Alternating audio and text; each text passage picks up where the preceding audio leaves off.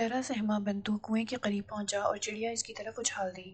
اس نے ابھی اپنے پر کھولے ہی تھے کہ کسی پراسرار بے آواز لہر نے اسے اپنے سحر میں لے لیا اور غڑاب سے کنویں کے اندر چلی گئی۔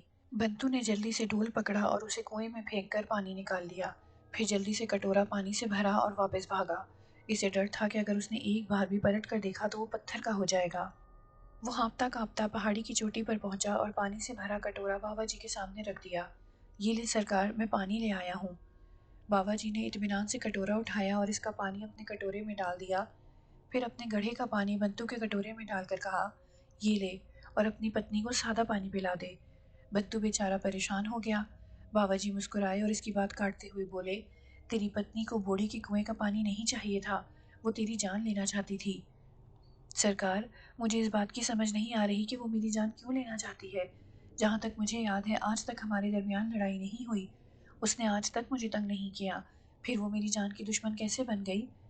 بابا جی حسب معمول مسکرائے، اس کا جواب تجھے چند روز بعد ہی مل جائے گا، فی الحال تو یہ پانی اپنی بیمار پتنی کو پلا دے۔ بنتو نے سادہ پانی کا کٹورا اٹھایا اور بستی کی طرف چلا گیا۔ تمام راستے وہ بابا جی کی باتوں ہی میں الجھا رہا، لیکن گھر میں داخل ہوتے ہی اس نے ان کی باتوں کو ایک دیوانے کی بڑھ سمجھ کر نظر انداز کر دیا اور گھر کا دروازہ پار کرتے ہی زور زور سے چلایا، روشنا، ارے او روشنا، دیکھ میں تیرے لیے پانی لے آیا ہوں۔ روشنا نے بنتو کی آواز سنی تو جلدی سے رسوئی سے باہر نکلی۔ وہ حیران پریشان سی بنتو کو دیکھنے لگی۔ تجھے بوڑھی کنویں نے کچھ نہیں کیا؟ روشنا بے یقینی سے اسے دیکھ رہی تھی۔ تو کہیں اور جگہ سے تو پانی نہیں لے آیا؟ لے بھلا، اور کہاں سے لانا تھا؟ بنتو نے پانی کا کٹورا اس کے ہاتھ میں تھما دیا اور جھوٹ کا سہارا لے کر بولا، لوگ تو ایسے ہی بوڑھی کنویں کی کہانیاں بناتے ہیں، مجھے تو اس نے کچھ نہیں کہا روشنا۔ روشنا کٹورا پکڑ کر اس کے پانی دیکھنے لگی اور پھر یکا یک اس نے ایک جھرجھری لی اور پانی کا کٹورا اس کے ہاتھ سے پھسل کر نیچے گر پڑا۔ بنتو اس کی یہ حرکت دیکھ کر پریشان سا ہو گیا۔ کیا ہو گیا ہے تجھے روشنا؟ تو نے یہ پانی کیوں گرا دیا ہے؟ بنتو، مجھے سنبھالا دو، میں گئی۔ روشنا اپنے پیٹ پر ہاتھ رکھتے ہوئے چیخی۔ بنتو کے تو ہاتھ پاؤں پھول گئے۔ اس نے روشنا کو اپنے بازوؤں کے حصار میں لے لیا اور اسے سہارا دے کر صحن میں بچھی چارپائی پر لا بٹھایا۔ روشنا چارپائی پر بیٹھتے ہی ایک دم دھڑام سے گری اور تڑپنے لگی۔ بنتو، میں گئی، ہائے بنتو، میرے پیٹ میں مروڑ اٹھنے لگا ہے، جا بھاگ کر سنیاسی کو لے آ۔ روشنا دہائی دینے لگی۔ بنتو نے یہ سنتے ہی باہر کو دوڑ لگا دی اور تھوڑی دیر بعد ہی گاؤں کے سنیاسی کو لے آیا، لیکن گھر میں داخل ہوتے ہی وہ روشنا کو دیکھ کر حیران رہ گیا۔ وہ اچھی بھلی ہو چکی تھی اور آرام سے چارپائی پر بیٹھی تھی۔ روشنا سنیاسی جی کو دیکھ کر بولی، بنتو، میں اب ٹھیک ہوں، سنیاسی جی کو تو نے کیوں تکلیف دی ہے؟ وہ چارپائی سے اٹھی اور سنیاسی جی کو چارپائی پر بٹھا کر بولی، سرکار، بنتو تو ذرا سی بات پر پریشان ہو جاتے ہیں، آپ بیٹھیے، میں آپ کے لیے دودھ لاتی ہوں۔ بنتو روشنا میں یکایک یہ تبدیلی دیکھ کر ٹھٹک گیا اور اسے بابا جی نے حادثہ کی باتیں یاد آنے لگیں، مگر وہ خاموش ہی رہا۔ روشنا نے سنیاسی جی کی دودھ سے سیوا کی اور ان کے جاتے ہی اس کے تیور بدلنے لگے۔ بنتو، تجھے مجھ سے پریم نہیں، اگر تو سچا ہوتا تو میری یہ حالت نہ ہوتی، لیکن بھلی مانس میں نے کیا کیا ہے؟ وہ روشنا کے تیور دیکھ کر ایسا گھبرا گیا کہ اس نے سب کچھ سچ سچ بتا دیا۔ اچھا، تو تجھے اس چوٹی والے چلہ باز نے ورغلایا ہے اور تو اپنی روشنا سے دھوکہ کرنے پر مجبور ہو گیا تھا؟ روشنا تلخی سے بولی، لیکن اب میں تیرے لیے سچ مچ بوڑی کا پانی لے کر آؤں گا، بس تو ایک بار مجھے معاف کر دے۔ بنتو اپنی جوان بیوی کی ناراضگی برداشت نہیں کر سکتا تھا۔ روشنا اس سے 20 سال چھوٹی تھی اور وہ تو ایک عام سی صورت والا مریل اور چیچک زدہ انسان تھا۔ یہ بات تو ساری بستی میں مشہور تھی کہ روشنا ہر دوسرے روز بنتو کی پٹائی کرتی ہے، مگر وہ بیوی پرست آگے سے چوں بھی نہیں کرتا۔ اس روز بھی روشنا نے بنتو کو دھنک کر رکھ دیا اور اسے خبردار کیا کہ اگر اب اس نے اس چلہ باز کی طرف جانے کی جرت کی تو اسے اپنے ہاتھوں سے قتل کر دے گی۔ اس روز بنتو آگے سے ہاتھ جوڑ کر منمنایا تھا، بس اب نہیں جاؤں گا، میرا وشواس کرو۔ اس بات کو گزرے 2 روز ہوئے تھے کہ روشنا نے بنتو کو ایک اور امتحان میں مبتلا کر دیا۔ اس نے فرمائش کی، تو جانتا ہے کہ میں ماں بننا چاہتی ہوں، مجھے سنیاسی جی نے کہا ہے کہ شیرنی کا دودھ پیے گی تو بیٹا جنے گی، اب تو جنگل میں جا اور شیرنی کا دودھ لے کر آ، دیکھ اگر تو دودھ لے کر نہ آیا تو مجھے صورت بھی نہ دکھانا۔ روشنا کے لہجے میں زہر بھرا ہوا تھا۔ بیچارہ بنتو اس کے آگے گڑ گڑا رہا تھا، التجائیں کر رہا تھا، لیکن روشنا نے اسے شیرنی کا دودھ لانے کے لیے آمادہ کر ہی لیا اور بنتو گھر سے شیرنی کا دودھ لانے نکل کھڑا ہوا۔ بابا جی کا چلہ پورا ہو چکا تھا اور اب انہوں نے بلادات کے پہاڑی مسکن کو خیرآباد کرنے کا فیصلہ کر لیا تھا۔ اس روز موسم انتہائی خوشگوار تھا۔ بابا جی نے اپنے مختصر سے سامان اپنے تھیلے میں ڈالا اور پہاڑی سے اتر کر بلادات کی بستی کی طرف چل دیے تاکہ ہوشیار پور جانے سے پہلے بنتو چمار کی خیریت دریافت کر لی جائے۔ وہ پوچھتے پاچھتے اس کے گھر پہنچ گئے۔ بلاناد ایک مختصر سی بستی تھی اور یہاں زیادہ تر چمار ہی بستے تھے۔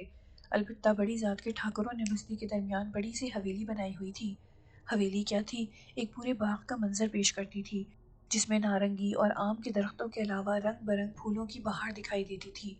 ٹھاکر کوہرام سنگھ اس بستی کا والی وارث تھا۔ بنتو چمار کا گھر ٹھاکر کی حویلی سے فقط 200 گز کے فاصلے پر تھا۔ یہ کچا سا مکان ایک کمرے اور رسوئی پر مشتمل تھا، لیکن اس کی خوبی یہ تھی کہ وہ حویلی کی طرف جانے والے راستے پر تھا۔ بابا جی بنتو چمار کے دروازے پر پہنچے اور دستک دینے لگے تو وہاں انہیں گھوڑے کی ٹاپیں سنائی دی۔ انہوں نے بے اختیار ہو کر آواز کی جانب دیکھا تو حویلی کی طرف سے ایک گھڑ سوار گھوڑے کو دل کی چال چلاتے ہوئے ادھر آ رہا تھا۔ ایک قداور اور ٹھوس جثے کا مالک سکھ شاہانہ انداز میں گھوڑے پر بیٹھا تھا۔ بابا جی نے اسے ایک نظر دیکھنے کے بعد دروازے پر لگی کنڈی ہلا کر دستک دی اور بنتو کے باہر آنے کا انتظار کرنے لگا۔ اس دوران گھڑ سوار بھی ان کے سر پر آ پہنچا اور بابا جی کی طرف دیکھ کر رعبدار آواز میں بولا، اوئے سادھو، ان غریبوں مسکینوں کے گھر سے تجھے کیا خیرات ملے گی؟ جا اور اونچی ذات والوں سے کچھ مانگ۔ بابا جی نے پلٹ کر سکھ نوجوان کا جائزہ لیا۔ اس کی عمر 25 سے 26 سال ہوگی۔ اس کی آنکھوں میں جوانی کا خمار اور لہجے میں تکبر اترا ہوا تھا۔ انہوں نے اس کے لہجے کو نظر انداز کیا اور تحمل کے ساتھ بولے، سردار جی، میں سادھو نہیں اور خیرات لینے کے لیے دروازہ نہیں کھٹکھٹا رہا، میں تو بنتو سے ملنا چاہتا ہوں۔ تجھے اس سے کیا کام ہے؟ اس نے بگڑے ہوئے انداز میں پوچھا۔ تو اس کا لگتا کیا ہے؟ اس سے پہلے تو تجھے کہیں نہیں دیکھا۔ میں اس کا کچھ بھی نہیں لگتا اور نہ مجھے اس سے کوئی کام ہے، بابا جی نے تحمل سے جواب دیا۔ جب تجھے اس سے کوئی کام نہیں اور نہ تو اس کا کچھ لگتا ہے تو پھر کیا لینے آیا ہے؟ گھڑ سوار نے بابا جی کا سر سے پاؤں تک جائزہ لیتے ہوئے پوچھا، پھر خود ہی مشکوک انداز میں بولا، تو کہیں اس کی گھر والی سے تو ملنے نہیں آیا؟ یہ سن کر بابا جی کے اندر ابال سا اٹھنے لگا، مگر انہوں نے کمال ضبط کے ساتھ کہا، سردار جی، آپ کیسی باتیں کرتے ہیں؟ میرا اس کی بیوی سے کیا واسطہ؟ سکھ گھوڑے سے اترا، اسے قریب ہی کھوٹے سے باندھا اور بابا جی کی آنکھوں میں آنکھیں ڈال کر بولا، حیرت ہے بھائی، تو پھر تو کیا لینے آیا ہے؟ اس دوران دروازہ کھل گیا اور بنتو چمار کی بیوی روشنا باہر آ گئی۔ اس نے سردار جی کو دیکھتے ہی پرنام کیا، پھر جھک کر اس کے پاؤں چھونے لگی تو اس نے روشنا کو بازو سے پکڑ لیا اور لگاوٹ کے ساتھ بولا، روشنا، تجھے کتنی بار سمجھایا ہے کہ میرے پاؤں نہ چھوا کر؟ تیری جگہ تو بلونت سنگھ کے دل میں ہے، پاؤں میں جگہ تو ہم نے گاؤں کی دوسری عورتوں کو دے رکھی ہے۔ سرکار، خیر تو ہے، اور یہ کون ہے؟ روشنا نے بابا جی کی طرف دیکھ کر بے باکی سے پوچھا، لے بھلا، مجھے کیا معلوم یہ کون ہے؟ یہ تو تیرے پتی بنتو چمار سے ملنے آیا ہے اور تو مجھ سے پوچھ رہی ہے کہ یہ کون ہے؟ بلونت سنگھ نے قہقہا لگا کر کہا۔ روشنا نے حیرت کے ساتھ بابا جی کا جائزہ لیا اور بولی، کیا کام ہے تجھے بنتو سے؟ یہ تو میں بھی اس سے پوچھ چکا ہوں، اسے کوئی کام نہیں، مگر حیرت ہے یہ سادھو پھر بھی اس سے ملنا چاہتا ہے، بلونت سنگھ نے طنزیہ انداز میں کہا۔ روشنا نے اب چونک کر بابا جی کی طرف دیکھا اور پوچھنے لگی، کہیں تم پہاڑی والے سادھو تو نہیں ہو، وہی جس نے بنتو کو بوڑھی والے کنویں کا پانی نہیں لانے دیا؟ بابا جی نے اس بات میں سر ہلایا تو بلونت سنگھ اور روشنا نے ایک دوسرے کو عجیب سے انداز میں دیکھا۔ پھر روشنا ناک سکیڑ کر بولی، اب تو پھر بنتو کو الٹی سیدھی سنانے آ گیا ہے، جا چلا جا یہاں سے، بنتو تجھے نہیں ملے گا، میں نے اسے شیرنی کا دودھ لانے کے لیے جنگل میں بھیج دیا ہے۔ بابا جی کو یہ تضحیک آمیز لہجہ گوارا نہ ہوا، مگر انہوں نے دل کا ابال زبان پر نہ آنے دیا۔ بظاہر وہ ایک نحیف نژاد تھے، اس لیے انہوں نے دونوں کے ساتھ الجھنے سے گریز کیا۔ وہ بخوبی جانتے تھے کہ الجھنے پر اگر بلونت سنگھ بے زبانی پر اتر آیا تو انہیں اپنے بچاؤ اور اسے سزا دینے کے لیے اپنی پراسرار قوتوں کو حرکت میں لانا پڑے گا، مگر یہ بات ان کے نفس کے خلاف جاتی تھی۔ اپنا غصہ دبانے کے لیے ہی تو وہ 6 مہینے سے پہاڑی مسکن پر چلہ کشی میں مصروف رہے تھے۔ اگر وہ اس سے الجھ پڑتے تو ان کی ساری ریاست کے ضائع ہو جانے کا خدشہ ہوتا۔ لہٰذا انہوں نے روشنا سے کہا، روشنا، میں جا تو رہا ہوں، مگر میری ایک بات سن لے، جو عورت اپنے مرد سے بے وفائی کرتی ہے اسے کسی اور کی وفا بھی نہیں ملتی۔ تو اپنے معصوم شوہر کو مارنے کے لیے جو کچھ کر رہی ہے یہ ٹھیک نہیں۔ میرے اللہ نے چاہا تو بنتو کو کچھ نہیں ہوگا، وہ زندہ سلامت اور کسی شیر کی مانند آئے گا۔ اس وقت تو چاہے گی بھی تو وہ تجھے چھوڑے گا نہیں اور نہ تجھے کوئی اور بچانے والا ہوگا۔ یہ کہہ کر بابا جی نے بلونت سنگھ کی طرف قہر بھری نظروں سے دیکھا اور کہا، بلونت سنگھ، تجھے اپنی جوانی اور چودراہٹ پر بڑا گھمنڈ ہے، لیکن میں تجھے بھی کہہ دیتا ہوں کہ طاقت کے نشے سے باہر نکل آ، تیری خرمستیاں تیرے لیے عذاب بننے والی ہیں۔ بلونت سنگھ کو بابا جی کی یہ نصیحت راس نہ آئی اور اس نے انہیں زور سے دھکا دے دیا۔ بابا جی اس کا زور داور دھکا نہ سہ سکے اور لڑکھڑاتے ہوئے گر گئے۔ بلونت سنگھ نے انہیں کہا، سادھو مہاراج، اب تیرے لیے یہی اچھا ہے کہ تو فوراً یہاں سے دفع ہو جا، ورنہ کرپان سے تیرا گلا کاٹ دوں گا۔ یہ کہہ کر اس نے روشنا کا ہاتھ پکڑا اور بولا، چل آ روشنا، ہم چلتے ہیں۔ وہ روشنا کو ساتھ لیے اس کے گھر میں داخل ہو گیا اور دروازے کو کنڈی لگا دی۔ بابا جی نے اس قدر بے عزتی پر کمال ضبط سے کام لیا اور کپڑے جھاڑتے ہوئے اٹھ کھڑے ہوئے اور بنتو چمار کے بند دروازے پر الوداعی نظر ڈالتے ہوئے واپس چل دیے۔ ان کا یہ سارا ضبط ان کی نفس کشی کا نتیجہ تھا، ورنہ وہ اس قدر ضبط نہیں کر سکتے تھے۔ وہ لوگ سنیاس کے خوگر نہ ہوتے تو بھی ان کی اپنی ایک پہچان تھی۔ وہ نمولیاں جیسے بڑے گاؤں کے وارث تھے، ان کی چوتراہٹ کا دائرہ کم از کم بلونت سنگھ کی جاگیروں سے زیادہ تھا۔ اس تناظر میں ان کا یوں بے عزت ہو جانا ان کی سکی کے مترادف تھا، لیکن روحانیت کا منشا تبھی پورا ہوتا جب آدمی اس کا بیجا استعمال نہ کرے۔ بابا جی سر جھکائے پیدل ہی ہوشیار پور کی طرف روانہ ہو گئے۔ بلادات کی بستی سے نمولیاں کا فاصلہ خاصا تھا۔ ایک رات اور دن کی مسافت کے بعد ہی پیدل چلنے والا اپنی منزل مقصود تک پہنچ سکتا تھا۔ اس سے پہلے جب وہ ادھر آتے تھے تو گھوڑے پر سوار ہو کر آتے۔ اس دور میں گھوڑے کے سوا دوسری کوئی سواری ملنا انتہائی دشوار تھا۔ ویسے بھی راستہ پرصعوبت اور خطرناک تھا۔ کوئی اکیلا شخص اس قدر طویل سفر کرنے کی جرات نہیں کر سکتا تھا۔ ان دنوں سفر کرنے والے قافلوں کی صورت میں سفر کرتے تھے، کیونکہ راستے میں ڈاکوؤں اور جنگلی جانوروں کا خدشہ رہتا تھا۔ اس بار بابا جی نے جب بلادات سے نمولیاں کے لیے پیدل سفر کا ارادہ کیا تو اس کا بنیادی مقصد یہی تھا کہ پیدل سفر کرنے سے صعوبتوں کو برداشت کرنے اور تزکیہ نفس کا موقع ملے۔ بابا جی جب بلادات سے چلے تو سورج ان کے سر پر تھا، مگر اب مغرب کی گود میں سر چھپانے کے لیے اپنی روشنیوں کو تاریکیوں کے حوالے کر رہا تھا۔ 3-4 گھنٹے کا سفر طے کرنے کے بعد وہ گھنے جنگل کے نزدیک پہنچ گئے، جو خوفناک جانوروں کا مسکن تھا۔ جنگل سے آگے چھوٹی بڑی پہاڑیاں تھیں اور اس کے بعد ہوشیار پور کا علاقہ شروع ہو جاتا تھا۔ بابا جی غیر معمولی قوتوں کے مالک انسان تھے اور پراسرار قوتیں ان کی مطیع تھیں، اس لیے جنگلی جانوروں سے خوف کھانا ان کی شان کے خلاف تھا۔ وہ تو صرف اللہ سے ڈرتے تھے، اور اللہ سے ڈرنے والا کسی قسم کا خوف دل میں نہیں لاتا۔ وہ ایک درخت کے نیچے اپنی چادر بچھا کر بیٹھ گئے۔ رات کی تاریکی میں جانوروں اور پرندوں کے شور نے تلاطم برپا کیا ہوا تھا، مگر بابا جی گرد و پیش سے بے نیاز ہو کر دو زانو ہو کر بیٹھ گئے۔ اس وقت جنگلی حیات نیند کی وادیوں میں اتر رہی تھی اور شور قدرے کم ہو گیا تھا۔ بابا جی نے حسب معمول ترتوش کی حاضری لگانی شروع کر دی، اور چند ہی ثانیے بعد ماحول میں عجیب و غریب تبدیلی رونما ہوئی۔ جنگلی جانوروں نے چیخ و پکار شروع کر دی، خاص طور پر جنگلی بلیاں اور کتے دردناک آوازوں سے چیخنے چلانے لگے تھے۔ پرندوں کے شور نے ان کی منحوس آوازوں میں شدت پیدا کر دی۔ ترتوش نے حاضر ہوتے ہی بابا جی کو سلام کیا اور مسکراتے ہوئے بولا، بابا جی، آج آپ کو جنگل کے اندر محفل سجانے کا خوب طریقہ سوجا ہے۔ بیچارے سوئے ہوئے جانوروں کو جاگنا پڑ گیا ہے، اب جب تک میں یہاں موجود رہوں گا وہ یوں ہی روتے چلاتے رہیں گے۔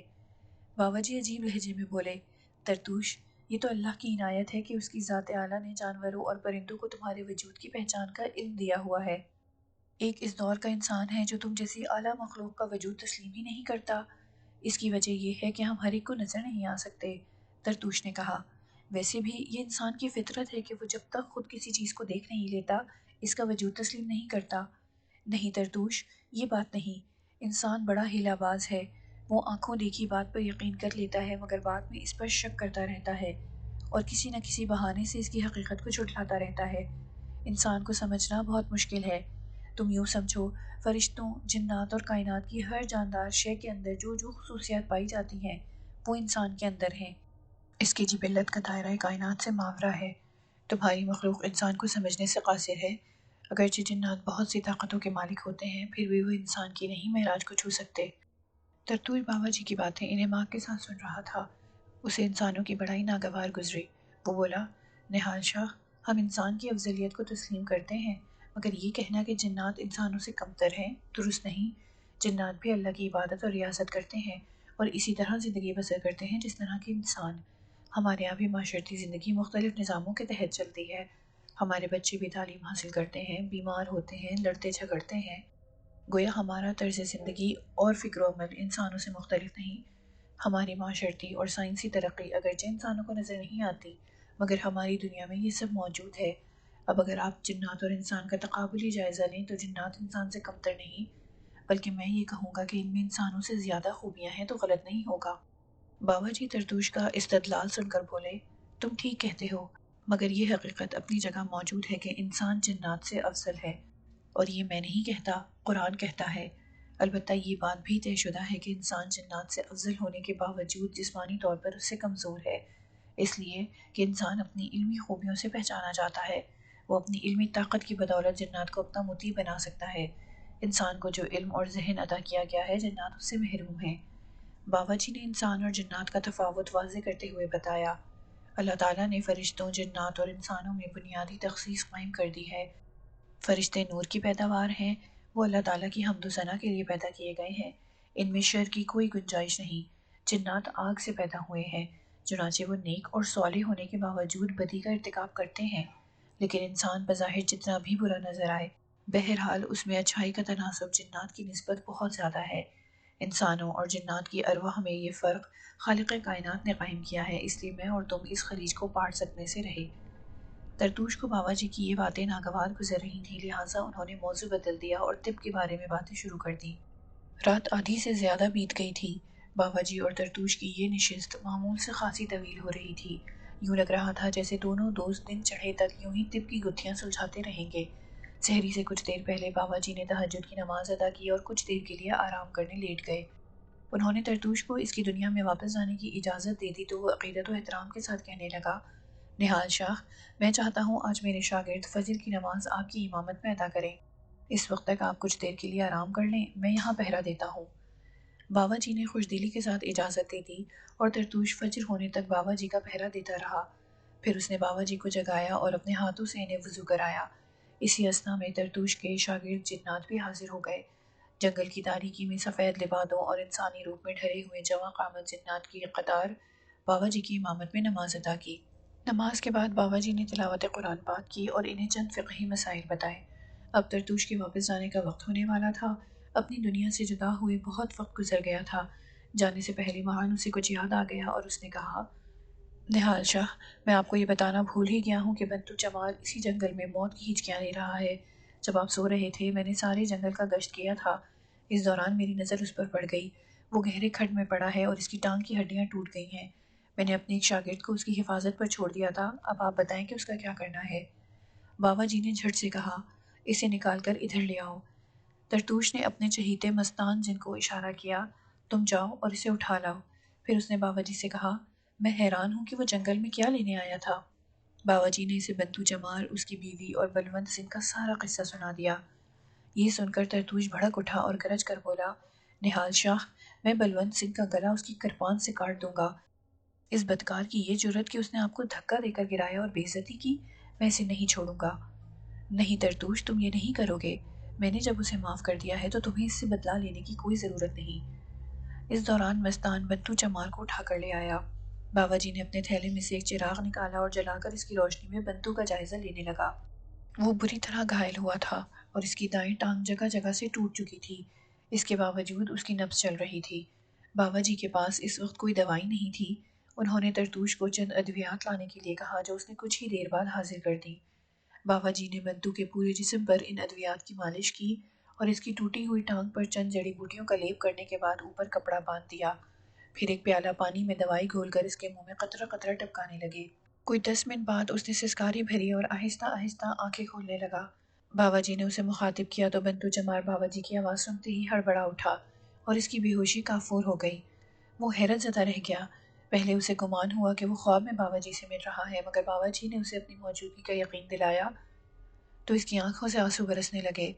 باوا جی نے اسے بتایا کہ وہ انہیں کس حالت میں جنگل سے ملا ہے، البتہ انہوں نے اسے یہ بتانا مناسب نہ سمجھا کہ اسے جنات نے زخمی حالت میں دریافت کیا تھا اور وہی اسے اٹھا کر لائے ہیں۔ بنتو چمار باوا جی کی عنایات جان کر زاروں قطار رونے لگا اور ہچکیاں بھرتے ہوئے بولا، سرکار، میں نے آپ کی بات نہ مان کر بہت بڑا پاپ کیا ہے اور اس کی کڑی سزا بھی بھگتی ہے، آپ مجھے क्षमा کر دیں۔ اس نے باوا جی کے پاؤں پکڑ لیے اور اپنا سر ان کے قدموں میں رگڑنے لگا۔ بنتو کی اس حرکت پر مستان کی ہنسی چھوٹ گئی۔ ہنسنے کی اس عجیب و غریب آواز پر بنتو نے یکدم رونا بند کر دیا اور چونک کر سر اٹھا کر گرد و پیش میں دیکھنے لگا۔ وہ حیران تھا کہ باوا جی تو اس طرح کبھی نہ ہنسے ہوں گے کیونکہ یہ آواز تھی ہی غیر انسانی۔ باوا جی کو مستان کا یوں ہنسنا اچھا نہ لگا اور انہوں نے اسے جھڑک دیا، دفع ہو جاؤ، اور تم بھی۔ انہوں نے مستان اور اس کے ساتھیوں سے کہا تو بنتو چمار ایک بار پھر ان کے قدموں میں گر گیا اور رونے لگا۔ باوا جی سرکار، مجھے قدموں سے جدا نہ کریں۔ وہ سمجھا تھا کہ باوا جی نے اسے جھڑکا ہے۔ باوا جی کو اس کی غلط فہمی کا اندازہ ہو گیا تھا، لہٰذا انہوں نے اسے تسلی دیتے ہوئے کہا، بنتو، اب اٹھو اور میری بات غور سے سنو۔ بنتو چمار میکینکی انداز میں یوں سیدھا ہو کر بیٹھ گیا جیسے اس کے بدن میں کسی قسم کی ٹوٹ پھوٹ ہوئی ہی نہیں تھی۔ وہ ایک صحت مند انسان کی طرح حرکت کر رہا تھا۔ یہ بابا جی کی دوائیوں کا حیرت انگیز اثر تھا کہ اس کے سارے زخم منتمل ہو گئے تھے اور جسم میں توانائیاں بھی رواں ہو گئی تھیں۔ البتہ اس کی ٹانگ کی ٹوٹی ہوئی ہڈیوں کے جوڑ ابھی تک جدا تھے، مگر اسے کوئی درد محسوس نہیں ہو رہا تھا۔ بابا جی نے بنتو چمار کو اس کی بیوی اور بلونت سنگھ کے تعلقات سے آگاہ کیا اور سمجھایا، دیکھو بنتو، جو بندہ اپنی حفاظت نہیں کر سکتا وہ بے غیرت کہلاتا ہے۔ ضروری نہیں کہ آدمی جسمانی طور پر طاقتور ہی ہو تو اپنی غیرت کا اظہار کر سکے۔ غیرت تو چیوٹی جتنی بھی ہو تو ہاتھی جیسے پہاڑ کو مار دیتی ہے۔ میں یہ نہیں کہتا کہ تم بلونت سنگھ کو جان سے مار دو، اگرچہ وہ اسی سلوک کا مستحق ہے، مگر میں تمہیں یہ بتانا چاہتا ہوں کہ تم روشنا کو چھوڑ دو۔ وہ کبھی تمہاری ہوئی ہے نہ ہو سکے گی۔ وہ ایک ڈائن ہے اور جب بھی اسے موقع ملا تمہیں کھا جائے گی۔ اگر تو زندہ رہنا چاہتا ہے تو غیرت کے ساتھ جی، اور مرنا ہے تو جیداروں کی طرح مر۔ بنتو چمار بابا جی کی باتیں سن کر شرمندگی سے زمین میں گڑ گیا۔ بولا، بابا جی سرکار، میں جانتا ہوں کہ روشنا بلونت سنگھ کی رکھیل ہے، مگر میں کیا کر سکتا ہوں؟ وہ گاؤں کے والی وارث ہیں، ہم ان کا ہی دیا کھاتے ہیں اور ہماری جانوں پر انہیں مکمل اختیار حاصل ہے۔ یہ میری بدقسمتی ہے کہ سارے گاؤں میں روشنا سے بڑھ کر کوئی اور خوبصورت ناری نہیں۔ اگرچہ وہ میری پتنی ہے مگر صرف نام کی حد تک۔ بلونت سنگھ سے پہلے اس کا باپ کوہرام سنگھ روشنا پر نظر رکھے ہوئے تھا، مگر بیٹے کو جب روشنا نظر آئی تو اس نے اپنے باپ سے بات کی۔ بلونت اپنے باپ کی اکلوتی اور لاڈلی اولاد ہے، اس لیے کوہرام سنگھ اس کے راستے سے ہٹ گیا اور اس نے روشنا کے سارے حقوق بیٹے کے نام کر دیے۔ اب آپ ہی بتائیے بابا جی، میں کیا کروں؟ آپ کہتے ہیں میں غیرت کے ساتھ زندہ رہوں، مگر یہ کیسے ممکن ہے؟ مجھے غیرت کے ساتھ کون جینے دے گا؟ یہ کہہ کر بنتو رونے لگا اور بولا، بابا جی، روشنا مجھے اپنی قربت کے جھانسے دیتی ہے۔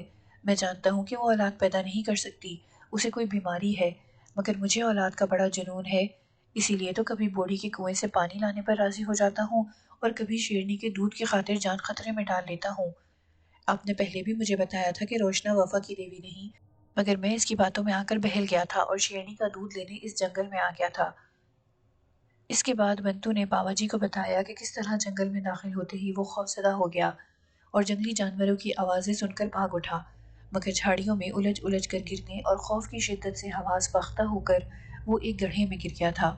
بابا جی نہ جانے بنتو چمار میں اس قدر دلچسپی کیوں لے رہے تھے، انہیں اس معصوم اور کمزور انسان سے خاص انس ہو گیا تھا، تبھی وہ اس پر مہربان ہو رہے تھے۔ انہوں نے اس کی باتیں بڑے غور سے سنی اور کہا، بنتو، میں تیرا درد جانتا ہوں، مگر تیرے اس درد کی دوا بھی میں ہی بنوں گا۔ آج سے میں تیرا سایہ بن کر رہوں گا، بس تو اپنے اندر حوصلہ پیدا کر اور اپنی بستی میں واپس چلا جا، تیرے دشمن تیرا انتظار کر رہے ہیں۔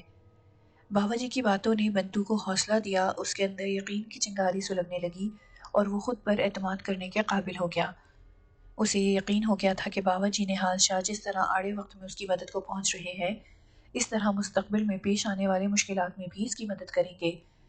بابا جی کی ادویات نے بنتو کے زخم تو بھر دیے تھے، مگر ابھی وہ اپنی ٹانگوں کے سہارے چلنے سے معذور تھا، لہٰذا بابا جی نے اسے اپنے ساتھ نمولیاں لے جانے کا فیصلہ کیا۔ اگلی صبح وہ بنتو کو لے کر جنگل سے کسی طرح باہر نکلے۔ اس بارے میں یہ روایت ہم تک پہنچی ہے کہ انہوں نے اپنی پراسرار طاقتیں استعمال کرنے کی بجائے بنتو کو اپنے کاندھوں پر بٹھا لیا تھا اور پیدل ہی گھنے جنگل عبور کرنے لگے تھے۔ بنتو خود حیران تھا کہ ایک نحیف شخص کس قدر آرام کے ساتھ ایک شخص کو اٹھائے پیدل چل رہا ہے۔ جنگل میں جانوروں کی چہل پہل شروع ہو چکی تھی اور درندے بھاگتے دوڑتے پھر رہے تھے۔ بنتو انہیں دیکھ کر خوف سے مرا جا رہا تھا، مگر بابا جی کی بے نیازی دیکھ کر وہ حیران رہ گیا تھا کہ انہیں جانوروں کا کوئی خوف نہیں تھا۔ اس کے لیے ایک حیران کن بات یہ بھی تھی کہ کسی بھی درندے نے ان کی طرف نظر اٹھا کر نہیں دیکھا تھا، البتہ جب وہ کسی وحشی جانور کے پاس سے گزر رہے ہوتے تو وہ عجیب انداز میں فضا میں کچھ تلاش کرنے لگتا، یوں لگتا تھا جیسے وہ فضا میں کسی نامانوس بو کو محسوس کر رہا ہو۔ بنتو کو اسی طرح کے حیران کن تجربات سے پالا پڑتا رہا اور انہوں نے کوئی 1 گھنٹے کی مسافت کے بعد جنگل عبور کر لیا۔ آگے کھلے سرسبز و شاداب لہلہاتے کھیتوں کا سلسلہ شروع ہو جاتا تھا۔ پہاڑ کے دامن میں پھیلے ہوئے ان کھیتوں میں ہرن، چنکارے، جنگلی گھوڑے اور خرگوش گھوم پھر رہے تھے۔ بابا جی نے ایک گھوڑے کو قابو کیا اور بنتو کو اس پر بٹھا کر خود بھی اس پر سوار ہو گئے اور پھر اسی گھوڑے پر سفر کرتے ہوئے نمولیاں آ گئے۔ بنتو اس وقت تک نمولیاں میں رہا جب تک وہ اپنی ٹانگوں پر چلنے پھرنے حتیٰ کہ دوڑنے کے قابل نہ ہو گیا۔ وہ بابا جی کی سیوا میں لگا رہتا تھا۔ بابا جی نے بھی اس پر خصوصی توجہ دی اور ان کے حسن سلوک سے متاثر ہو کر ایک روز اس نے اسلام قبول کر لیا۔ بابا جی نے اس کا اسلامی نام نوردین رکھ دیا۔ 1 مہینے بعد نوردین نے بلادات جانے کے لیے رخت سفر باندھا اور بابا جی سے اجازت طلب کی۔ انہوں نے اسے نیک تمناؤں اور دعاؤں کے ساتھ رخصت ہونے کی اجازت دی اور سمجھایا، نور دین، اللہ نے تجھے اپنے نور سے فیضیاب کیا ہے، تو اس نام کی لاج بھی رکھنا، اپنی بستی میں اسلام پھیلانے کی کوشش کرنا۔ تقدیر نے تیرے راستے بڑے کشادہ کر دیے ہیں، مگر ایک بات یاد رکھنا، غریبوں اور کمزوروں پر کبھی ظلم نہ کرنا اور ناانصافی سے اپنے آپ کو بچائے رکھنا۔ نور دین نے ممنونیت کے ساتھ کہا، بابا جی سرکار، میں آپ کی باتوں پر عمل کروں گا۔ بنتو چمار اب نور دین کے روپ میں بلادات کی طرف روانہ ہو رہا تھا۔ وہ اندر باہر سے مکمل طور پر بدل چکا تھا۔ بابا جی نے اسے رخصت کرتے وقت شیر کی ہڈی پر عمل کر کے دیا اور تاکید کی اور کہا، نور دین، اسے کالے دھاگے کے ساتھ باندھ کر اپنے گلے میں ڈال کر رکھے، پھر تعویذ اپنے گلے سے کبھی نہ اتارنا۔ شیر کی ہڈی تیرے اندر شیروں جیسی طاقت اور خوبیاں پیدا کر دے گی۔ یاد رکھ، یہ راز بھی کسی کو نہ بتانا کہ تمہاری طاقت بڑھانے میں یہ تعویذ کیا کمالات دکھا رہا ہے۔ نور دین نے تعویذ لے کر سنبھال لیا اور اسی روز بلادات کے لیے روانہ ہو گیا۔ ایک روز بابا جی لال شہباز قلندر کے ٹیلے پر اپنے مداحوں کے درمیان بیٹھے ہوئے تھے۔ ان میں ہندو بھی تھے اور سکھ بھی۔ سبھی اپنے مسائل بیان کر رہے تھے اور بابا جی انہیں فرداً فرداً ان کے مسائل کا حل بتا رہے تھے۔ کسی کو وہ تعویذ دے رہے تھے تو کسی کے لیے طبی ادویات تجویز کر رہے تھے۔ انہوں نے منصور خان کے واقعے کے بعد اپنی یہ عادت بنائی تھی کہ وہ حتی الامکان اپنی پراسرار طاقتوں، بالخصوص جنات کے ذریعے سائلوں کے مسائل حل نہیں کراتے تھے، بلکہ عملیات اور علم نجوم کی بدولت لوگوں کے مسائل حل کرنے شروع کر دیے تھے۔ انہوں نے پراسرار علوم کا ایک ملغوبہ سا بنا لیا تھا۔ وہ بیک وقت قرآنی علوم سے بھی استفادہ کرتے تھے اور اس کے ساتھ ساتھ طب اور نجوم کو بھی استعمال کرتے تھے۔ یہ بات ہمیں معلوم نہیں ہو سکی کہ بابا جی کو یہ ستاروں کا علم کیسے حاصل ہوا۔ البتہ اس بارے میں یہ روایت مشہور ہے کہ یہ علم انہوں نے اپنے ہی گاؤں کے ایک پنڈت سے سیکھا تھا۔ نمولیا میں ہندو بھی آباد تھے۔ وہ پنڈت کالے جادو اور جوتش کا علم جانتا تھا۔ غالباً اسی نے بابا جی کو جوتش اور کالے علوم کی چاٹ لگائی تھی۔ میں اپنے جد امجد کی ان پراسرار قوتوں کو روحانیت کا حصہ اس لیے نہیں ٹھہرا سکتا کہ وہ قرآن پاک اور نمازیں پڑھنے کے علاوہ دیگر علوم پر بھی دسترس رکھتے تھے۔ یہ علوم اسلامی تعلیمات کے برعکس ہوتے ہیں اور ان پر دسترس حاصل کرنے کے لیے عامل کو انتہائی گھٹیا، غیر انسانی حرکات اور چلے کرنے پڑتے ہیں۔ ان حرکات کے بغیر ان علوم پر مکمل دسترس حاصل کرنا ناممکن ہے۔ البتہ اگر ایک انسان اسلامی علوم کی بدولت صرف روحانی طاقتوں کے حصول کے لیے عبادت ریاضت کرے تو وہ دیگر مخفی علوم سے بھی زیادہ قوت حاصل کر لیتا ہے۔ ایسا شخص اللہ کا برگزیدہ بندہ بن جاتا ہے اور اس کی نگاہ سے لوگوں کی تقدیریں بدل جاتی ہیں۔ مگر علوم کا ملغوبہ تیار کر کے اپنے اندر پراسرار طاقتیں جمع کرنے والے لوگ ذرا مختلف ہوتے ہیں۔ بابا جی انہی مختلف لوگوں میں سے تھے۔ وہ دنیا کے آدمی تھے مگر اپنے باطنی علوم کی بدولت اپنے علم کا صدقہ بھی ادا کرتے اور نیک کاموں میں مائل رہتے۔ انہوں نے کالے علوم سے تو اجتناب کیا تھا، تاہم وہ اس علم کی تمام مکروہ رسموں اور اوچھے ہتھ کنڈوں سے آگاہ تھے۔ وہ علم جوتش میں اپنی انتہا کو پہنچے ہوئے تھے۔ یہ علم چونکہ ستاروں کے حساب کتاب، ان کی چال ڈھال اور انسانی زندگیوں پر ان کے اثرات کے بارے میں روشنی ڈالتا ہے، اس لیے بابا جی اسے غیر اسلامی سمجھتے ہوئے اس کا پرچار بہت کم کرتے تھے۔ لیکن اس روز جب وہ لال شہباز قلندر کے ٹیلے پر بیٹھے تھے تو انہیں برسر عام اس علم سے استفادہ کرنے کی ضرورت پیش آ گئی۔ ہوا یوں کہ انہوں نے اپنے خاندان کے آدمیوں کے زائچے بنانے شروع کر دیے اور کئی گھنٹوں تک ستاروں کی الجھی چالیں تلاش کرنے میں مصروف رہے۔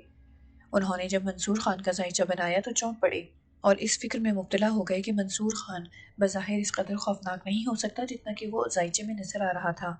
انہوں نے اس کا زائچہ ایک سے زائد بار بنایا مگر نتیجہ ایک ہی نکل رہا تھا جو بابا جی کے حق میں بہتر نہیں تھا۔ اتفاق کی بات ہے کہ اس روز گڑھ شنکر کا پجاری پنڈت گرو راما نارائن نمولیا آ گیا۔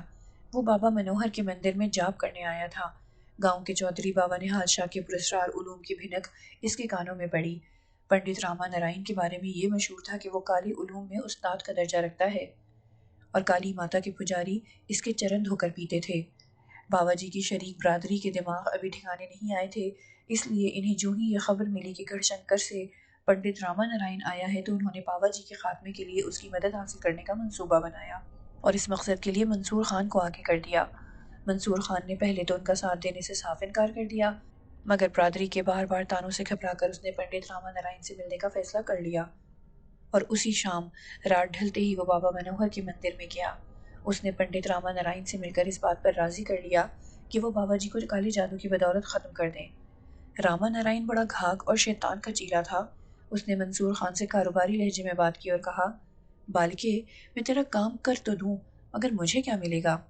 آپ جو حکم کریں میں حاضر کر دوں گا منصور خان نے جواب دیا، نہیں بالکے، تم مجھے راضی نہیں کر سکو گے۔ راما نارائن کی آنکھوں میں ہوس کی چنگاریاں سلگ رہی تھیں، لمبی لمبی جٹائیں، ماتھے پہ سندور، ٹھوس بدن، عمر 50 برس کے لگ بھگ۔ اس نے منصور خان کی آنکھوں میں آنکھیں ڈالتے ہوئے پوچھا، تم یہی چاہتے ہو نا کہ نہال شاہ کو مار دوں اور تم لوگ اس کی حویلی اور زمینوں پر قابض ہو جاؤ اور تمہیں گاؤں کی چودراہٹ مل جائے؟ منصور خان نے اقرار میں سر ہلایا، مگر یہ سوچو کہ یہ کام کر کے مجھے کیا ملے گا؟ میں آپ کی جھولی بھر دوں گا، منصور خان نے کہا، لیکن بالکے، میری جھولی تو پہلے ہی بھری ہوئی ہے، دھن دولت کی میرے پاس کوئی کمی نہیں۔ پنڈت منصور خان کا چہرہ دیکھتے ہوئے برابر مسکراتا رہا۔ پھر آپ ہی کچھ بتائیے، منصور خان زچ ہو کر بولا، مجھے اس گاؤں کی سب سے سندر ناری چاہیے، اور وہ ہو بھی مسلمان۔ اگرچہ ہم تم لوگوں کو ملیچ سمجھتے ہیں، مگر آشاؤں کا بھوجن تو یہی مخلوق ہوتی ہے۔ مندر کے اس ویرانے میں ملیچ رہتا ہے نا کوئی؟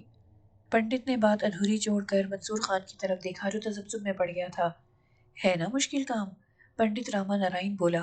منصور خان، تیری ساری آشائیں صرف پنڈت راما نارائن ہی پوری کر سکتا ہے۔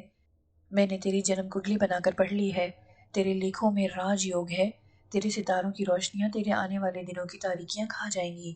اگر تو اس جیسے 10 دیہات کا سب سے بڑا زمیندار بننا چاہتا ہے تو مجھے خوش کر دے، میں تجھے وچن دیتا ہوں کہ تجھے نامراد نہیں رہنے دوں گا۔ منصور خان پنڈت کی باتیں سن کر گنگ رہ گیا۔ اس کی سب سے بڑی کمزوری یہ تھی کہ وہ جذباتی بہت تھا، اور جذبات میں آتے ہی اس کا دماغ سن ہو جاتا تھا۔ پنڈت کی باتیں سن کر وہ سنہری مستقبل کے خواب دیکھنے لگا تھا۔ ان خوابوں کی تعبیر پانے کے لیے اس نے اپنے گھر اور غیرت کی دیواروں میں نقب لگائی تھی۔ یہ بات تو منصور خان بھی جانتا تھا کہ نمولیاں جیسے بڑے گاؤں میں صرف ایک اس کی بہن روشن ہی تھی جو پنڈت کے معیار پر پوری اتر رہی تھی۔ اسے یہ بھی معلوم ہو گیا تھا کہ روشن ہی کی وجہ سے بابا جی نہال شاہ نے اس کی خطائیں معاف کرتے ہوئے دوبارہ ایک جیتے جاگتے انسان کا روپ دیا تھا، اور وعدہ لیا تھا کہ منصور خان آئندہ ایسا نہیں کرے گا۔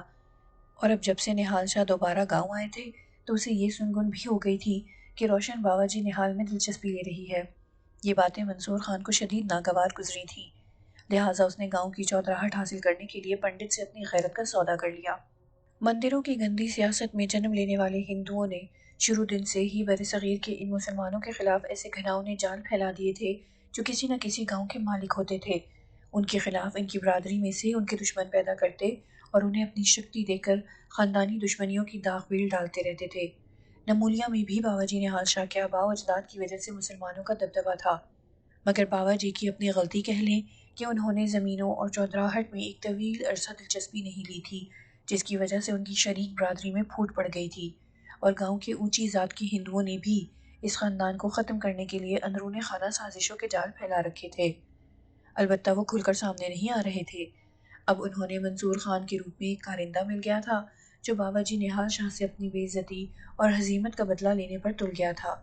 منصور خان پنڈت راما نارائن کو اپنے مقاصد کی خاطر شیشے میں اتارنے گیا تھا، مگر پنڈت نے اسے اپنے شیشے میں اتار لیا اور اسے اپنی غیرت گروی رکھ کر گاؤں کے چودراہٹ کے خواب دکھا دیے تھے۔ بابا جی کو ختم کرنے کے لیے پنڈت نے منصور خان کو ایک چھوٹی سی بند پڑیا دی اور اسے سمجھاتے ہوئے کہا، منصور خان، اس پڑیا میں ایک کوڑھی کا مسان ہے، تم یہ مسان کسی طرح نہال شاہ کو کھلا دو۔ مگر میں کیسے کھلا سکتا ہوں؟ وہ تو میرا دشمن ہے اور وہ کبھی بھی میرے ہاتھ کا دیا نہیں کھائے گا۔ آپ ایسا کریں کہ کوئی جادو وغیرہ کر کے اس کو ختم کر دیں، یہ کھلانے پلانے والا طریقہ رہنے ہی دیں تو بہتر ہے۔ منصور خان نے کہا، میں نے اپنی شکتی اس مسان میں اتار دی ہے اور نہال شاہ کو مارنے کے لیے ضروری ہے کہ وہ اسے کھائے۔ تمہیں خود بھی معلوم ہے کہ نہال شاہ مہان شکتی کا مالک ہے، اس لیے اسے مارنے کے لیے جادو کی بجائے مسان یا زہر کا استعمال کرنا پڑے گا۔ پنڈت جی، کیا آپ کو یقین ہے کہ مسان کھانے سے وہ مر جائے گا؟ منصور خان نے سوال کیا۔ بالکہ، وہ مرے گا اور تمہارے سامنے تڑپ تڑپ کر مرے گا۔ پنڈت نے اسے بتایا، یہ جو مسان ہے بڑا ہی کارگر زہر ہے، شاید تمہیں نہیں معلوم کہ مسان ہوتا کیا ہے۔ ہم جب مردوں کو جلاتے ہیں تو ان کی راکھ گنگا میں بہا دیتے ہیں، لیکن ہم بیمار ہندوؤں کے مرنے پر ان کی راکھ چوری کر لیتے ہیں اور ان پر عملیات کر کے بھلے چنگے لوگوں کو کھلا دیتے ہیں۔ مرنے والا جس مرض میں مبتلا ہو کر مرتا ہے، یہ راکھ کھانے والا اسی بیماری میں مبتلا ہو کر مر جاتا ہے اور اس کا کوئی توڑ بھی نہیں نکال سکتا۔ منصور خان نے پڑیا پنڈت کے ہاتھ سے لے لی اور بولا، سرکار، آپ سے کیا وعدہ اس وقت پورا کروں گا جب آپ کا کیا ہوا وعدہ پورا ہوگا۔ پنڈت راما نارائن نے ایک مکروہ قہقہہ بلند کیا اور اپنی جٹاؤں میں انگلیاں پھیرتے ہوئے بولا، اچھا ٹھیک ہے، ہم ہیں تو ندی دے، مگر تمہاری بات مان لیتے ہیں، لیکن ایک بات یاد رکھنا کہ پنڈت سے وعدہ خلافی کرنے والا زندہ نہیں رہتا۔ منصور خان پنڈت کی ہدایت حاصل کر کے جب مندر سے باہر نکلا تو پورا گاؤں تاریکی کی چادر میں بکل مارے سو رہا تھا۔ وہ اپنی حویلی میں چلا گیا اور مسان کو نہایت احتیاط کے ساتھ سنبھالنے کے بعد سو گیا۔ رات اس نے سنہری خواب دیکھنے میں گزاری تھی۔ اگلے روز وہ تڑکے وقت اپنے حواریوں سے ملا اور انہیں مقصد میں کامیابی کی نوید سنائی، مگر انہیں یہ نہیں بتایا کہ پنڈت اور اس کے درمیان سمجھوتا کیا ہوا ہے۔ اس روز منصور خان باوا جی سے ملنے کے لیے لال شہباز کے ٹیلے پر پہنچ گیا اور اس نے اپنی اگلی پچھلی گستاخیوں کی معافی مانگ کر اپنے گھر میں کھانا کھانے کی دعوت دی، جسے باوا جی نے قبول کر لیا۔ شام کے وقت باوا جی حسب وعدہ منصور خان کے گھر چلے گئے۔ منصور خان کی ماں اور بہنیں تو کھانے کی تیاری میں لگ پڑی اور منصور خان باوا جی کے ساتھ ادھر ادھر کی باتیں کرتا رہا۔ باوا جی نے جب سے منصور خان کا ذائچہ بنایا تھا انہیں اس کی طرف سے کھٹکا سا لگ گیا تھا، مگر نہ جانے کیوں انہوں نے پھر بھی دعوت اس کی قبول کر لی تھی۔ باوا جی نے منصور خان کی آنکھوں میں اضطرابی کیفیت بھی دیکھی تھی۔ اس کا لہجہ اور آنکھیں اس بات کی چغلی کھاتی تھیں، مگر باوا جی نے انہیں یکسر نظر انداز کر دیا۔ البتہ باوا جی خود بے چین نظر آ رہے تھے۔ بظاہر وہ منصور خان سے باتیں کر رہے تھے، مگر ان کی آنکھیں بار بار دروازے کی طرف اٹھ رہی تھیں۔ منصور خان بھی ان کی بے چینی کا مطلب جان چکا تھا۔ باوا جی کو ابھی تک روشن نظر نہیں آئی تھی، حالانکہ اس کی ماں اور دوسری بہنیں آ کر نہ صرف ان سے مل چکی تھیں بلکہ ان کے ساتھ باتیں بھی ہوئی تھیں، لیکن باوا جی کو یہ پوچھتے ہوئے لاج آ رہی تھی، یہ روشن کہاں ہے؟ وہ روشن جس نے ان کے دل کے اندھیروں کو محبت کی روشنی سے پر نور کر دیا تھا۔ وہ پوچھتے بھی تو کیسے؟ اسی لیے وہ اپنی بے کلی کو لگام دینے میں ہی لگے رہے، مگر ان کی بے قرار آنکھوں کو قرار نہ آیا۔ اس دوران کھانا چن دیا گیا۔ کھانا صرف باوا جی اور منصور کے لیے ہی رکھا گیا تھا۔ کھانا آتے ہی منصور خان کے چہرے کا رنگ بدل گیا۔ باوا جی نے اس کے چہرے کی یہ تبدیلی صاف طور پر محسوس کر لی تھی، اور ابھی وہ اس سے کچھ پوچھنے ہی لگے تھے کہ منصور خان خود ہی اچانک بول اٹھا، نہال شاہ آؤ، پہلے ہاتھ دھو لو۔ اس کے ساتھ ہی اسے دروازے پر جا کر روشن کو آواز دی، اریو روشن، ادھر آؤ، بڑے چودھری کے ہاتھ دھلا دے۔ روشن کا نام سنتے ہی باوا جی کی آنکھوں میں قرار لوٹ آیا۔ وہ دھیرے سے اٹھے، اسی لمحے روشن اندر آ گئی۔ اس نے بھاری سی چادر سے سر ڈھانپ رکھا تھا۔ اس نے باوا جی کو سلام کیا اور باوا جی خاموشی کے ساتھ کمرے سے باہر نکل گئے، اور جب ایک آدھ منٹ بعد کمرے میں واپس آئے تو منصور خان باوا جی کے چہرے پر سکون دیکھ کر مطمئن ہو گیا، کیونکہ اب وہ خود بھی مطمئن ہو چکا تھا۔ اس نے باوا جی کے کھانے میں مسان شامل کر دیا تھا۔ باوا جی نے پیٹ بھر کر کھانا کھایا اور پھر کھانے کے بعد انہوں نے منصور خان سے کہا، منصورے، میں نے آج تک اس قدر لذیذ اور پیٹ بھر کر کھانا نہیں کھایا۔ ابھی وہ بات مکمل بھی نہ کر سکے تھے کہ منصور خان کی ماں اندر آ گئی۔ وہ باوا جی کی بات سن کر بولی، کھانا مزیدار کیوں نہ ہوتا نہال شاہ پتر، یہ کھانا میری روشن نے جو پکایا ہے۔ سبحان اللہ، باوا جی کے منہ سے نکلا۔ منصور خان کی ماں باوا جی کے پاس بیٹھ گئی اور بولی، نہال شاہ، اگر تو برا نہ مانے تو ایک بات کہوں؟ چاچی، ایک بات نہیں 100 باتیں کرے، میں برا کیوں مانوں گا؟ باوا جی نے خوش دلی سے کہا، پتر، میں اکثر سوچتی ہوں کہ تو کیا چیز ہے؟ تجھے نہ اپنی فکر ہے نہ جائیداد اور زمینوں کی۔ ہمارے سوا تیرا کوئی قریبی رشتہ دار بھی نہیں ہے۔ اگر تیرے ماں باپ زندہ ہوتے یا کوئی بہن بھائی ہی ہوتا تو شاید تمہیں ان کی فکر ہوتی اور تو ان کے لیے اور پھر اپنے لیے کچھ اچھا برا سوچتا، لیکن اللہ نے تجھے ساری فکروں سے ہی آزاد کر دیا ہے۔ اب میری مان، شادی کر لے۔ یہ بھری جوانی کی عمر تو کب تک اکیلا رہے گا؟ تیری اتنی بڑی حویلی کب تک سنسان رہے گی؟ اگرچہ آج ہی رونقیں تیرے دم سے ہیں، مگر جب تو نہ ہوگا تو اس حویلی اور زمینوں پر جانتا ہے کون قبضہ کریں گے جو تیرے غیر موجودگی میں یہاں قابض تھے؟ اگر تیرا کوئی بال بچہ ہوگا تو پھر یہ ساری جائیداد ان کی ہوگی، اپنی آنے والی نسل کی خاطر۔ اگر تو اس جائیداد کی رکھوالی کرے گا تو یہ بات مناسب لگے گی۔ اگر تو نے شادی ہی نہیں کرنی تو پھر اتنی زمینوں اور حویلی کا کیا کرے گا؟ منصور خان کو اپنی ماں کی یہ نصیحت آموز باتیں نہایت ناگوار گزری۔ وہ بولا، ماں چھوڑ، تو کیا باتیں لے بیٹھی ہے؟ نہال شاہ کوئی بچہ نہیں کہ جسے دنیا داری کی سمجھ نہیں۔ ویسے بھی وہ جس کام میں پڑا ہوا ہے اس کا تقاضا ہے کہ ابھی شادی نہ کرے، ورنہ اس کی ساری ریاضت ختم ہو جائے گی۔ باوا جی منصور خان کی بات سن کر ہنس پڑے۔ وہ بولے، چاچی ٹھیک کہتی ہے، میں اب شادی کرنا چاہتا ہوں، لیکن میں اس لیے خاموش ہوں کہ مجھے اس بارے میں بات کرنے کا کوئی تجربہ نہیں ہے۔ لے پتر، یہ کیا بات ہوئی؟ منصور خان کی ماں بولی، ہم جو ہیں، اگر تو کہے تو تیرے لیے کوئی لڑکی تلاش کروں۔ یہ بات تو وہ بھی جانتی تھی کہ نہال شاہ روشن میں دلچسپی رکھتا ہے، مگر وہ جان بوجھ کر یہ بات زبان پر نہ لائی تھی۔ ہاں چاچی، باوا جی نے اندیا دیا، مگر مجھ سے ایک بار پوچھ ضرور لینا۔ منصور پتر، تو ذرا جانوروں کو ایک نظر دیکھا، میں اتنی دیر نہال شاہ سے کچھ باتیں کر لوں۔ منصور خان نے قہر آلود نظروں سے ماں کو گھورا اور اپنی چادر کو کاندھوں پر ڈال کر باہر نکل گیا۔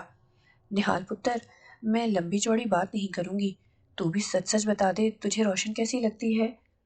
بابا جی کے لبوں پر مسکراہٹ کھل اٹھی۔ وہ بولے، چاچی تم پوچھنا کیا چاہتی ہو؟ تو نے خود ہی اجازت دی ہے کہ میرے لیے کوئی لڑکی تلاش کرو۔ مجھے اپنی روشن سے بڑھ کر کوئی اور لڑکی تیرے لیے بہتر نہیں لگتی پتر، اور پھر اس کے کھانے کا ذائقہ بھی تجھے پسند آیا ہے۔ روشن کی ماں دھیرے سے بولی، میری روشن بہت تابع دار اور بہت نیک ہے۔ اس شام جب بابا جی حویلی واپس لوٹے تو بہت خوش تھے۔ انہوں نے آتے ہی حویلی کے ملازموں میں چاندی کے سکے تقسیم کیے، مگر یہ نہیں بتایا کہ وہ کس بات پر خوش تھے۔ لیکن ان کی خوشیوں پر اس وقت زوال شروع ہو گیا جب اچانک ان کی طبیعت گھبرانے لگی اور انہیں سنبھلنے کا موقع ہی نہ مل سکا۔ بابا جی کو یوں محسوس ہونے لگا جیسے کسی نے ان کے دل کو مٹھی میں جکڑ لیا ہے اور دماغ دھواں دھواں سا ہونے لگا ہے۔ جسم میں سے توانائی یوں زائل ہو گئی جیسے برسوں کے بیمار ہوں۔ اس وقت وہ اپنے مخصوص کمرے ہی میں موجود تھے، لیکن نقاہت نے انہیں اتنی مہلت ہی نہ دی کہ وہ اٹھ کر کوئی دوائی کھاتے یا کسی عمل کے سہارے خود کو قائم رکھ سکتے۔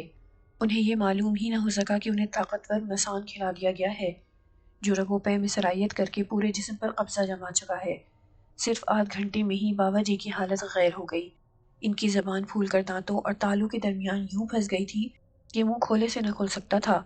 پورے جسم پر عجیب و غریب سی خارش شروع ہو گئی تھی اور یوں لگ رہا تھا جیسے بدن کی کھال خشک ہو کر پھٹ رہی ہے۔ بابا جی نے ایک بار اپنی توانائیوں کو قابو کرنے کی کوشش کی اور کسی کو مدد کے لیے بلانا چاہا، مگر شیطانی مسان نے ان کی قوت گویائی کو سلب کر لیا تھا۔ انہیں یوں لگ رہا تھا جیسے قضا کا وقت آ چکا ہے اور روح ان کے جسم سے فرار حاصل کرنے کے لیے ایک رگ سے اپنا وجود کھینچ رہی ہے۔ بابا جی بے بسی کی موت کی وادیوں میں اترتے جا رہے تھے اور پھر کچھ ہی دیر بعد ان کے ذہن پر مکمل تاریکی چھا گئی اور وہ دنیا اور مافیہ سے بیگانہ ہو گئے۔ پنڈت راما نارائن نے منصور خان کے ساتھ کیا ہوا وعدہ پورا کر دیا تھا۔ اس کا دیا ہوا مسان بابا جی کو لمحوں میں دیمک کی طرح چاٹ گیا تھا۔ ویسے تو مسان اتنا سریع الاثر نہیں ہوتا، البتہ جب اس پر کوئی عمل کر کے کھلایا جائے تو اس کی شدت بہت بڑھ جاتی ہے، لیکن اس کے باوجود ایسا جادو آمیز مسان بھی بتدریج اثر کرتا ہے۔ مگر بابا جی کو جو مسان کھلایا گیا تھا اس میں پنڈت نے زہر بھی ملا دیا تھا۔ اسے جب یہ معلوم ہوا تھا کہ بابا جی نہال شاہ خود بھی عملیات کے ماہر ہیں تو اس نے کسی بھی قسم کا خطرہ مول لینا مناسب نہیں سمجھا۔ اسے گمان ہو گیا تھا کہ اگر انہیں صرف مسان ہی کھلایا گیا تو وہ اس کے اثر پذیر ہوتے ہی تدارک کر لیں گے۔ عملیات کی دنیا کا یہ اصول ہے کہ کوئی بھی عامل یا جادوگر اپنے مخالف عامل کو کوئی معمولی ذکر نہیں پہنچاتا، بلکہ اس کے سنبھلنے سے پہلے ہی اسے مار دیتا ہے۔ پنڈت نے اسی اصول کے تحت بابا جی کو مسان میں زہر ملا کر کھلوا دیا تھا، لیکن بابا جی کی خوش قسمتی تھی کہ انہیں بے ہوش ہوئے کچھ ہی دیر گزری تھی جب ترتوش خلاف دستور حاضر ہو گیا، حالانکہ وہ اس وقت بابا جی کے سامنے آتا تھا جب بابا جی خود اس کی حاضری لگاتے تھے۔ ترتوش بابا جی کی حالت دیکھتے ہی سکتے میں آ گیا۔ اس نے جھٹ پٹ ان کی نبض دیکھی جو تقریباً ڈوب چکی تھی۔ اس نے اپنے شاگرد مستان کو طلب کیا اور جلدی سے چند ادویات لانے کے لیے کہا۔ اس دوران ترتوش نے بے جان بابا جی کو اپنی گود میں بٹھا لیا اور خود کچھ پڑھ پڑھ کر پھونکنے لگا۔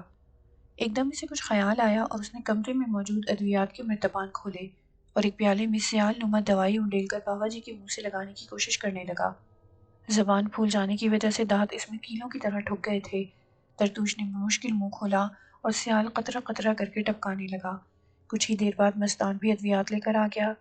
ترتوش نے ایک سفوف پر دم کیا اور اسے پانی میں گھول کر بابا جی کی نبض پکڑ لی، پھر مستان کی مدد سے بابا جی کے منہ کھول کر دوائی ٹپکاتا رہا۔ کچھ دیر کے بعد اسے نبض دوبارہ بحال ہوتی ہوئی محسوس ہوئی۔ اس نے اپنے ایک اور شاگرد کو طلب کیا اور اسے بابا جی کے چہرے پر عرق چھڑکنے کا کہا۔ عرق کی ہلکی ہلکی بھینی سی پھوار پڑتے ہی بابا جی کا سارا بدن کسمسایا اور حیرت انگیز طور پر انہوں نے آنکھیں کھول دیں۔ ترتوش پر نظر پڑتے ہی ان کی مردہ آنکھوں میں زندگی آ گئی۔ شکر ہے میرے خدایا، نہال شاہ جی آپ نے آنکھیں کھول دی ہیں۔ آج آپ نے مجھے بلایا تو نہیں تھا، مگر میں خود ہی ایک کام کے سلسلے میں آ گیا تھا۔ مجھے کیا معلوم تھا کہ تقدیر نے ایک کام کا بہانہ بنا کر مجھے اپنے یار کی مدد کے لیے یہاں پہنچایا ہے۔ ادویات نے اپنا اثر دکھانا شروع کر دیا تھا اور بابا جی کے اندر توانائی بحال ہونے لگی تھی۔ وہ ہمت کر کے بیٹھ گئے، اب ان کی قوت گویائی بھی لوٹ آئی تھی۔ وہ ترتوش کا ہاتھ پکڑ کر بولے، ترتوش آج تم نے مجھ پر احسان کیا ہے، میں تا حیات اسے بھول نہ پاؤں گا۔ میں اس کا کوئی بدلہ تو نہیں دے سکتا، مگر آج کے بعد میں تجھے اپنے عمل سے آزاد کرتا ہوں۔ جب بھی کوئی عامل عملیات کے زور پر جنات یا کسی دیگر نادیدہ مخلوق کو قابو کرتا ہے تو وہ اس کی مدی اور غلام ہو جاتی ہے۔ اور وہ صرف عامل کی مرضی اور 24 گھنٹے ان کے پاس رہنے کے پابند ہو سکتے ہیں، لیکن اس طرح مخلوق کے کھانے پینے کا بندوبست بھی عامل کو ہی کرنا پڑتا ہے۔ جنات اور موکلان کی خوراک پوری کرنا اور انہیں ان کی فطرت کے مطابق ماحول مہیا کرنا عامل کے لیے تکلیف دہ ثابت ہوتا ہے۔ اس لیے زیادہ تر عامل اور جادوگر جنات کو بوقت ضرورت ہی طلب کرتے ہیں۔ اس دوران اگر کوئی عامل وغیرہ اس مخلوق کو اپنے عمل سے آزاد کرنا چاہے تو یہ مخلوق انتہائی خوشی کے ساتھ آزاد ہونا پسند کرتی ہے، مگر آزادی کا پروانہ لینے سے پہلے عامل کو کوئی نہ کوئی نشانی ضرور دے کر جاتی ہے۔ اکثر اوقات ایسی نشانیاں عامل کے لیے سہانی روح بن جاتی ہیں، کیونکہ جنات وغیرہ نشانی کے طور پر اس کی اولاد میں سے کسی ایک بچے کو مار سکتے ہیں، لیکن ایسا صرف کمزور اور کالا جادو کرنے والے عامل کے ساتھ ہی ہوتا ہے، کیونکہ کالا جادو شرک اور مکروہات کی دنیا کا علم ہے۔ اسے سیکھنے والا شیطان کا پیروکار ہوتا ہے، اور ظاہر ہے کہ شیطان کا چیلا جب بھی جنات اور موکلان کو قابو کرتا ہے تو اسے دنیا کا ہر مکروہ اور گندہ ترین کام کر کے ہی اس مخلوق کو خوش رکھنا پڑتا ہے۔ حقیقت یہ ہے کہ کالے جادو کا عامل ایک طاقتور مخلوق کو اپنے قابو کرنے کے باوجود ان کے زیر اثر آ جاتا ہے۔ اس لیے جب وہ اس مخلوق سے جان چھڑانا چاہتا ہے یا بخوشی آزاد کرتا ہے تو تب بھی اسے بھاری قیمت چکانی پڑتی ہے۔ البتہ جو عامل کالے جادو سے اجتناب کرتا ہے اور نوری علوم کی مدد سے جنات کو قابو کرتا ہے وہ جنات کے زیر اثر نہیں آ سکتا۔ بابا جی کا بھی یہ معاملہ تھا۔ انہیں معلوم تھا کہ اگر وہ اپنی جان بچانے کے عوض ترتوش کو آزاد بھی کر دیں تو وہ انہیں نقصان نہیں پہنچا سکے گا، بلکہ آزادی کا پروانہ بخوشی قبول کرے گا۔ مگر ترتوش نے حیرت انگیز طور پر آزادی کی نعمت کو یہ کہہ کر ٹکرا دیا، نہال شاہ، اگر مجھے آزاد ہونا اتنا ہی اچھا لگتا تو آپ کے مرنے کے بعد بھی تو میں آزاد ہو چکا ہوتا۔ آپ کی زندگی بچا کر میں نے اپنا فرض ادا کیا ہے اور اپنی قوم کے اعتماد کو بحال کرنے کی ادنا سی کوشش کی ہے کہ اگر ہمیں بھی پیار و محبت کا مستحق سمجھا جائے تو ہم بھی اچھے اور مخلص دوست ثابت ہو سکتے ہیں۔ ہاں ترتوش، واقعی تم نے حق دوستی ادا کر دیا ہے، بابا جی نے کہا۔ اور میں نے بھی؟ ترتوش کے عقب سے مستان شرارت کے ساتھ بولا۔ ہاں، تم بھی ہمارے دوست ہو۔ بابا جی مسکرائے۔ آج سے تم لوگ میرے دوست ہو۔ میں سمجھا تھا کہ دنیا میں میرا اور کوئی نہیں ہے، لیکن آج مجھے یقین ہو گیا ہے کہ اب میں تنہا نہیں ہوں، بلکہ میرے ساتھ دوستوں کی ایک فوج ہے۔ نہال شاہ، آپ جانتے ہیں کہ آپ کی یہ حالت کیوں ہوئی تھی؟ ترتوش نے پوچھا۔ مجھے خود سمجھ میں نہیں آئی کہ کیا ہوا ہے۔ میں نے سوائے منصور خان کے گھر میں کھانا کھانے کے بعد کسی اور جگہ کچھ کھایا بھی نہیں۔ بابا جی تشویشناک انداز میں بولے، لیکن مجھے یقین ہے کہ مجھے زہر دیا گیا ہے۔ مگر کیسے؟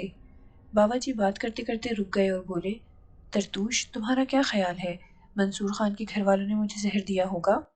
ممکن ہے انہوں نے یہ دیا ہو، آخر وہ آپ کے دشمن ہیں، ترتوش نے جواب دیا۔ مگر یہ کیسے ہو سکتا ہے؟ آج ہی تو منصور خان کی ماں نے مجھے روشن سے شادی کی پیشکش کی ہے۔ بابا جی نے کچھ سوچتے ہوئے کہا، ترتوش، تم بھی ذرا حساب لگاؤ اور میں بھی حساب لگا کر دیکھتا ہوں۔ بابا جی، میں تو حساب لگا بھی چکا ہوں، ترتوش نے انکشاف کیا۔ آپ کو مسان اور زہر کھلایا گیا ہے، اور مجھے یقین ہے کہ یہ زہر ملا مسان منصور خان نے ہی کھلایا ہوگا۔ بابا جی نے چونک کر ترتوش کی طرف دیکھا اور افسوسناک لہجے میں کہا، ترتوش، منصورے کو ایسا نہیں کرنا چاہیے تھا۔ خیر، اب ذرا مسان کو ظاہر کر کے دیکھتے ہیں کہ اصل معاملہ کیا ہے۔ بابا جی نے ترتوش کو دھونی دینے کے لیے کہا اور خود چٹائی پر آلتی پالتی مار کر عمل کرنے میں مصروف ہو گئے۔ کمرہ لوبان کی دھونی سے مہک اٹھا۔ بابا جی نے ایک کالے مرتبان سے 3 چھوٹے چھوٹے سفید موتی نکالے اور مستان سے کہنے لگے، مستان، بابا منوہر کے ٹیلے کے پچھواڑے میں انجیر کا درخت ہے، اس کی ایک شاخ توڑ کر لے آ۔ مستان حکم پاتے ہی غائب ہو گیا اور پلک جھپکتے ہی شاخ لے آیا۔ اس نے انجیر کی شاخ بابا جی کو دی اور تیز لہجے میں کہنے لگا، بابا جی سرکار، انجیر کے درخت پر چڑیلوں نے بسیرا کیا ہوا ہے، ان کی ساری پکھی وہاں موجود ہے۔ میں جب انجیر کی شاخ توڑنے لگا تو وہ مجھ سے جھگڑ پڑے تھے، مگر جب آپ کا بتایا تو کہنے لگے کہ بابا جی کو ہمارا پرنام کہنا اور بتانا کہ ہم کب سے ان کا انتظار کر رہے ہیں، کسی روز ہمیں درشن دینے کی اجازت دیں۔ بابا جی مسکرائے اور ترتوش سے کہنے لگے، یہ خبیث روحیں بڑی مکار ہیں، انہوں نے مستان کو یہ نہیں بتایا کہ میں نے انہیں انجیر کے درخت سے باندھ رکھا ہے۔ ان شیطانوں نے میری عدم موجودگی میں گاؤں میں بڑی بڑی برائیاں پھیلائی ہوئی تھیں۔ پہلے اس مسان کو نمٹ لوں، پھر ان کے بارے میں بھی کوئی فیصلہ کرتے ہیں۔ یہ کہہ کر بابا جی نے سفید موتی سلگتی انگیٹھی میں ڈال دیے۔ کمرے میں عجیب و غریب طرح کی بو پھیل گئی۔ بابا جی نے آنکھیں بند کر لیں اور 25 منکوں والی کالی تسبیح پر کچھ پڑھنے کے بعد انگیٹھی پر پھونکے مارتے رہے۔ کچھ ہی دیر بعد انگیٹھی کے دھوئیں کا رنگ بدلنے لگا اور اس کا دھواں آہستہ آہستہ بلند ہونے لگا۔ بابا جی نے پڑھنے کا عمل تیز کر دیا اور جوں جوں وہ دھوئیں پر پھونکے مارتے دھواں سفید رنگ اختیار کر کے چھت تک بلند ہو گیا، اور اس کے بعد اس نے کمرے میں پھیلنا شروع کر دیا۔ اب بابا جی نے انجیر کی شاخ کی مدد سے انگیٹھی کی آگ کو کریدنا شروع کیا تو سارے کمرے کا دھواں ایک وجود کی شکل میں چھٹنے لگا، اور دیکھتے ہی دیکھتے ایک کالا بھجک اور چیچک زدہ چہرے والا مریل سا انسان اپنی بدحیت وضاقتہ کے ساتھ انگیٹھی کے پاس کھڑا نظر آیا۔ بابا جی نے آنکھیں کھول دی تو اس شخص نے جھٹ دونوں ہاتھ جوڑے اور بابا جی کے چرن چھونے کے لیے آگے جھکا۔ پیچھے ہٹ کم وقت! بابا جی نے انجیر کی شاخ سے اس کو ٹہوکا دیا تو وہ بدک کر 4 قدم پیچھے ہٹ گیا، مگر پیچھے ہٹتے ہی اس کی چیخ نکل گئی۔ وہ چلایا، ہائے میں مر گیا! تجھے تو میں ایسا جلاؤں گا کہ تیری نسلیں بھی یاد کریں گی۔ تیری راکھ میں گنگا میں نہیں بہاؤں گا بلکہ کالی چڑیل کو کھلاؤں گا۔ مستان کے غصے میں بھری ہوئی آواز ابھری۔ اس نے ایک زوردار تھپڑ اسے دے مارا اور دھاڑ کر بولا، جلدی بول، تیرا مسان کس نے قبضے میں کیا ہے؟ میرا ماس تو چھوڑو، بھگوان کی سوگند ابھی بتاتا ہوں۔ کالا شخص درد کی شدت سے چلایا، نہیں تو ایسے ہی بتائے گا۔ مستان نے اس کی کمر کے ماس کو چٹکی کے انداز میں پکڑ رکھا تھا۔